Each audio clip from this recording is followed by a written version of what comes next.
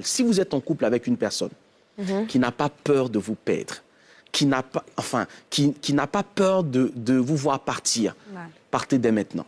Mais du côté de la femme, c'est très important. Elle a besoin d'entendre son homme, de l'entendre la rassurer, de l'entendre lui dire qu'elle est belle, de l'entendre lui raconter tout et n'importe quoi. Oui, c'est important qu'une femme finisse une journée, qu'elle rentre à 20 h et qu'elle vous dise « Kadi m'a dit ci, une autre m'a dit ça ». Oui, c'est sa journée, elle a besoin de le dire. Et si elle n'arrive pas à vous partager ça, des choses qui paraissent pour vous peut-être sans importance, elle trouvera peut-être quelqu'un disponible autour de 22 h ou 23 h sur Messenger, WhatsApp ou je ne sais pas où, avec qui elle pourra commencer à avoir cet échange-là, elle pourra commencer à avoir ce commerce, et ça sera comme un rendez-vous. L'infidélité a démarré. Ouais. Parce qu'elle trouve le moyen de s'extérioriser, de s'exprimer avec quelqu'un d'autre, et à ce moment-là... et la suite est inévitable, en fait. Mais dites-moi, il y a un adage qui est très africain, qui dit « on ne quitte pas son homme parce qu'il nous a trompés ». Mais comment faire pour réussir à pardonner une infidélité? Est-ce que déjà même vous êtes d'accord avec ce dicton? Et si vous étiez d'accord, ou pas d'ailleurs, quels seraient les...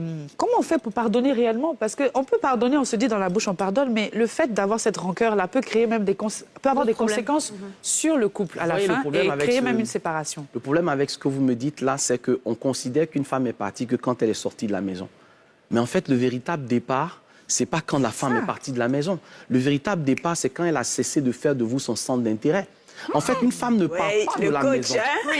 Non, une femme ne part pas de la maison quand elle a soulevé son sac. Quand elle a soulevé son sac, ça fait 3 ans qu'elle est partie. En tout cas. Donc, elle met énormément de temps à partir. Attention les hommes, écoutez bien s'il vous plaît. Si vous faire des reproches. Quand une femme arrête de vous embêter, sachez qu'elle a commencé à partir déjà.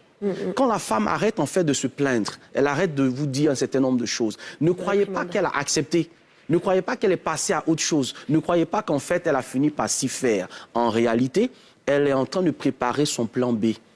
Et ça, beaucoup d'hommes se rendent compte trop tard. C'est pourquoi, malheureusement, au moment où elle soulève sa valise et que tu lui dis non, ne pars pas... C'est un peu trop tard.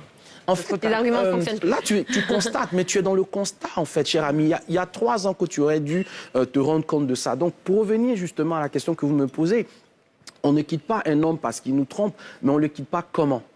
Parce qu'il faut à un moment donné aussi pousser les hommes à la maturité. Je suis un homme et j'en parle. Il y a beaucoup d'hommes qui sont encore des gamins, malheureusement, qui n'ont pas fini de grandir. Il ne faut pas juger la maturité d'un homme par son poste dans la société. Il ne faut pas juger la maturité d'un homme par les cheveux grisonnants ou par la barbe grisonnante comme celle que j'ai.